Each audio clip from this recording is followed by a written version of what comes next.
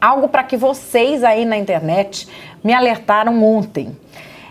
Um discurso do senador Álvaro Dias, que esclarece uma dúvida que todo o país tem há muito tempo. Por que a JBS conseguiu virar esse gigante internacional com dinheiro do BNDES? E explico, a gente até entende o BNDES investir no crescimento das empresas nacionais e todo esse esquema que foi feito, ok se o empréstimo fosse para coisas dentro do Brasil, mas e fora do Brasil? Ninguém estava entendendo que história é essa. Desde quando que o BNDES financia coisa para investimento no exterior, para gerar desenvolvimento econômico e social no exterior? Pois se descobriu desde o governo Lula, em 2007. O senador Álvaro Dias foi explicar em detalhes isso na tribuna do Senado. Vocês me mostraram esse discurso pela internet, eu vou trazer aqui na TV Antagonista. Foi por meio de um decreto, o decreto número 622, do dia 21 de dezembro de 2007, que o então presidente Lula modificou o inciso 2º do artigo 9º do Estatuto do BNDES, para permitir ao banco financiar a aquisição de ativos por empresas de capital nacional no exterior. Veja a sutil alteração promovida pelo presidente Lula. E agora nós conhecemos as consequências desta alteração.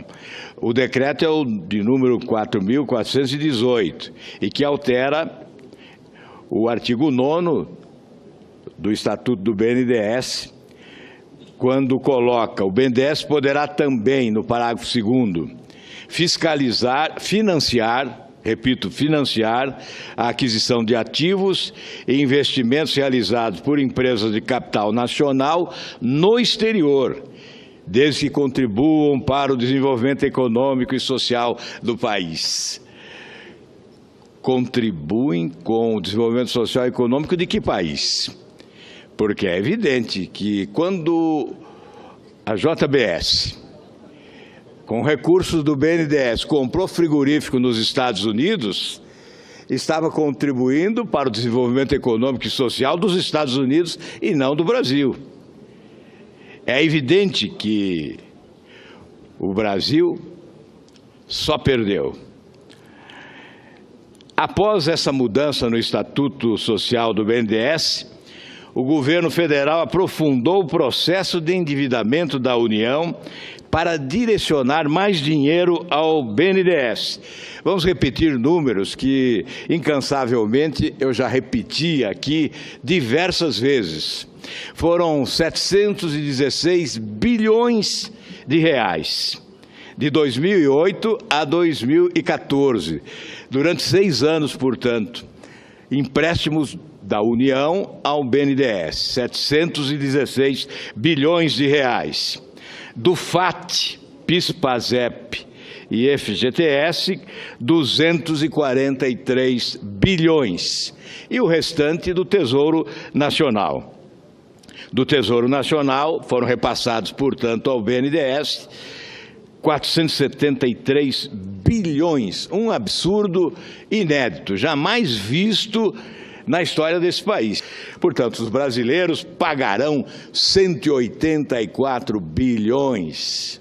Subsídio para a diferença entre uma taxa de juro paga pelo governo e a taxa de juro oferecida pelo governo aos empresários beneficiados nesse esquema de corrupção. Bom, esse dinheiro todo que foi dado a esses empresários, ele já estava disponível no BNDES? Ele já estava disponível no caixa do governo? Não. Agora você vai entender de onde veio o dinheiro que financiou aquelas empresas que eram aqueles modelos de grandes empresas brasileiras no exterior e quem vai pagar a conta. Quem vai pagar a conta você já desconfia, né? Mas vamos saber quanto é a conta, de onde veio o dinheiro e como que isso vai ser pago. Esse dinheiro não estava disponível no caixa do Tesouro Nacional. o governo foi buscar esse dinheiro, emitindo títulos públicos, foi buscar esse dinheiro emprestado, pagando juros de mercado, juros taxa Selic, a 14,25%. Esse mesmo dinheiro foi repassado ao BNDES com juro igual a TJLP, que oscilou no período entre 5% e 6%. Portanto, o governo pagava o juro de 14,25%. E esses empresários que agora estão correndo da justiça, esses empresários pagavam ao BNDES um juro de 5% a 6%. E essa diferença, quem cobria essa diferença? Quem cobria essa diferença? Ora, você que está ouvindo esse discurso agora e que paga impostos. O contribuinte brasileiro subsidiou essas taxas de juros privilegiadas praticadas pelo governo brasileiro através do BNDES com os chamados campeões nacionais e, mais do que isso, com os países amigos de quem governava o Brasil. Cuba, Angola, Venezuela, Equador, enfim, países mais próximos ideologicamente daqueles que governavam o nosso país, com o benefício de recursos facilitados. Essa diferença paga pelo povo brasileiro alimentou algumas das ditaduras mais corruptas do universo. Alguns ditadores tiveram sobrevivência graças a esses recursos que saíram dos cofres dos trabalhadores brasileiros, especialmente, através do FAT, do PIS/PASEP, do FGTS. Recursos pertencentes aos trabalhadores brasileiros foram repassados para alimentar as ditaduras sanguinárias de outros países, alimentando também a corrupção internacional. Bom, para vocês terem uma ideia, em Angola, o ditador José Eduardo dos Santos está deixando o poder, coisa que ele já havia ameaçado fazer diversas vezes, mas ao contrário de todos os prognósticos de estudiosos, ele não está passando o poder para nenhum de seus filhos. Ele está passando o poder para o ministro da Defesa, depois que o seu caixa parou de ser alimentado, de ser inundado com dinheiro de empreiteiras brasileiras e depois que o marketing parou de ser resolvido pela mão amiga que ele tinha em solo angolano sempre que a coisa apertava.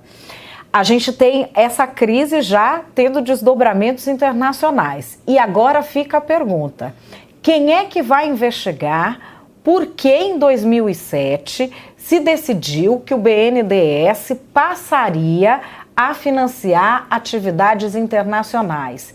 Isso naquele momento era para o nosso bem? Era para o bem do Brasil? Pode ser que seja, mas é uma resposta que o Brasil espera.